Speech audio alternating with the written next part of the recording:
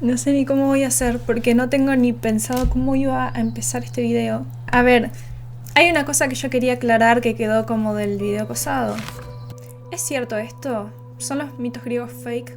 Yo no diría que como tales son falsos, pero sí que son solamente una visión, una parte de la realidad.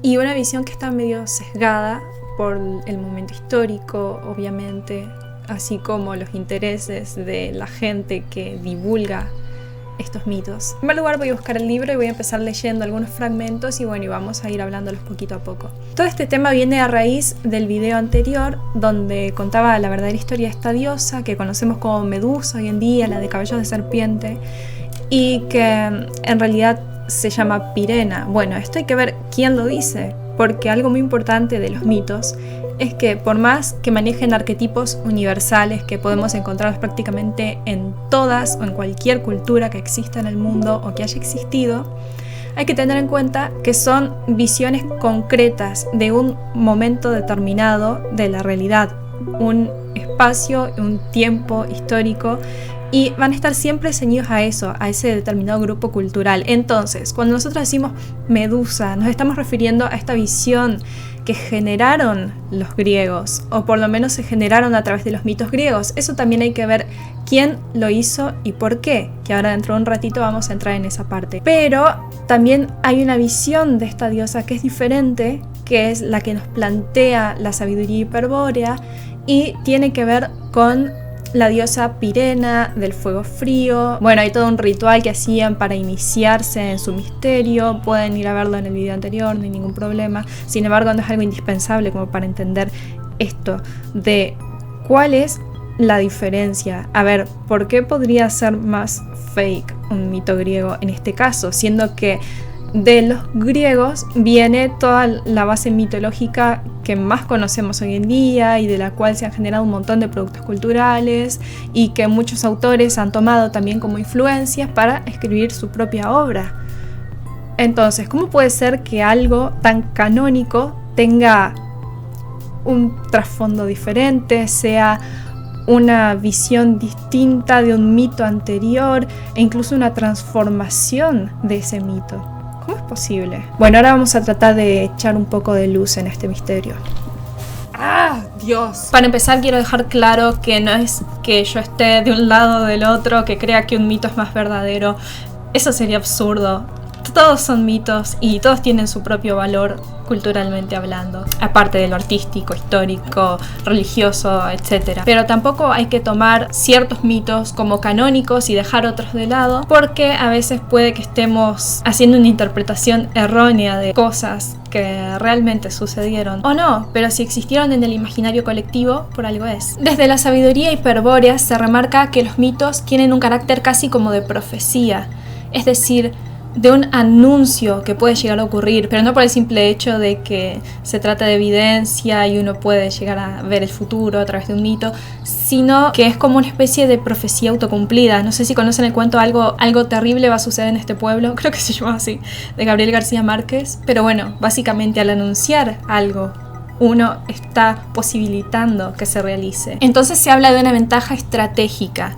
Y leo, lógicamente no se verá con claridad la ventaja estratégica que podía significar el reflotar y adaptar un mito si partimos del principio erróneo de que entonces nadie creía en él, o de que todo el mundo, aunque le concediese veracidad legendaria, sabía que ello ya había ocurrido. Bueno, entonces tentaban el asombroso concepto de que los mitos tenían carácter profético. Vale decir que los mitos y todo argumento procedente del cielo o de los dioses jamás se cumplen del todo, jamás están realizados totalmente. Tenían fe ciega en que si se repetían las circunstancias y los personajes, el mito, como una profecía, se iba a desarrollar de nuevo en la tierra. En síntesis, afirmaban, lo que fue, eso será, lo que se hizo, eso mismo se hará. Nada nuevo hay bajo el sol. Ahora hablemos del mito de Perseo. ¿Qué es esto? Bueno, recordarán que quienes adoraban a Pirena eran los señores de Tarsis, de la zona de Tartesos, y llegaron a tener un poderío económico y político tan grande que despertaron el interés de ciertas otras facciones, como por ejemplo de Cartago, Grecia y Roma. Pensemos que eran unas grandes potencias nacientes. Entonces, ¿de qué manera funciona esto del mito de Perseo y Medusa? Para empezar, hablemos un poco de qué se trata este mito. En el mito argivo, Perseo, por encargo del tirano de Céfiros, a quien prometió imprudentemente traer la cabeza de Medusa, se dirige a la Tartéside, pues el monstruo habita un bosque de la península ibérica. Semejante localización no es gratuita, puesto que Vides, el señor de Catagar, fue denominado por los sacerdotes Ides, Aides o Hades, el señor de Tar, es decir, del Tártaro o infierno, con lo que Tarsis, Tartéside, Tartesos, etc. pasaron a designar lugares infernales.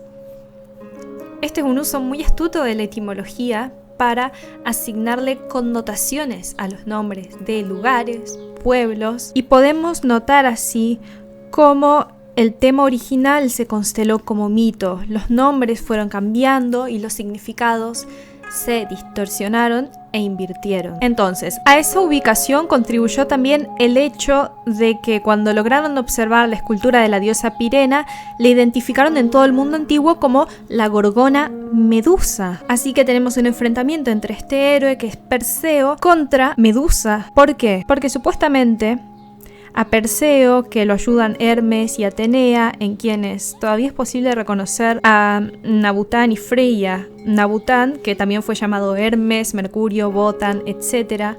Y como Hermes, según los griegos, era hijo de una mujer Atlante, hija de Atlante y de un dios, que es Zeus. Y por otro lado, Freya, por su parte, que también fue conocida como Atenea, Minerva, Afrodita, Freya.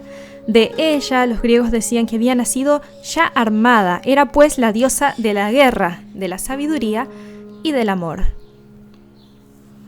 Entonces, a partir de su viaje inverso a la Tartéside, ¿por qué decimos inverso? Porque acá estamos viendo el revés, el otro lado, damos vuelta el mito para ver de qué manera lo contaron los griegos.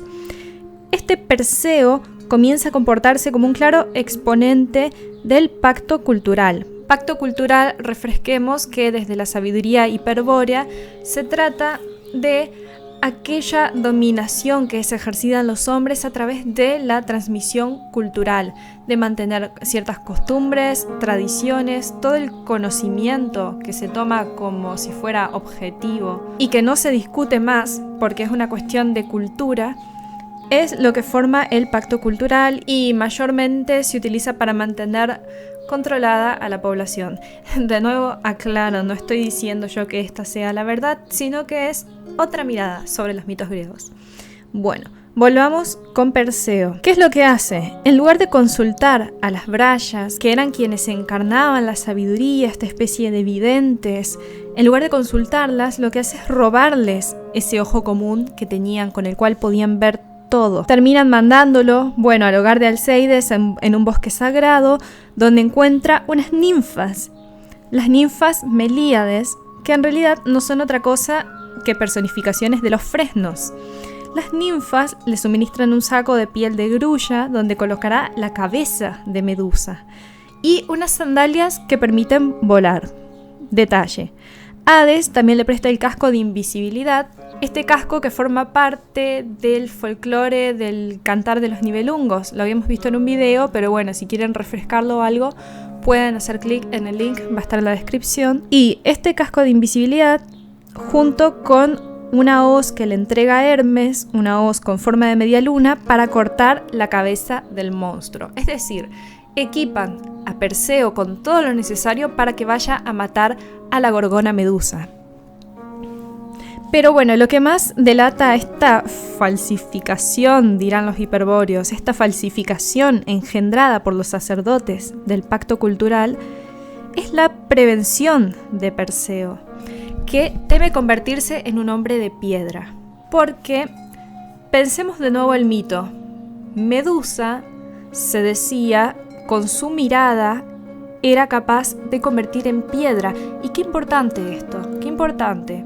Porque en el culto de Pirena lo que se habla en realidad es que a través de este ritual del fuego frío ellos se convertían en hombres de piedra, pero tiene toda una carga simbólica, no es que se convirtieran en una estatua de piedra y se quedaran congelados para siempre.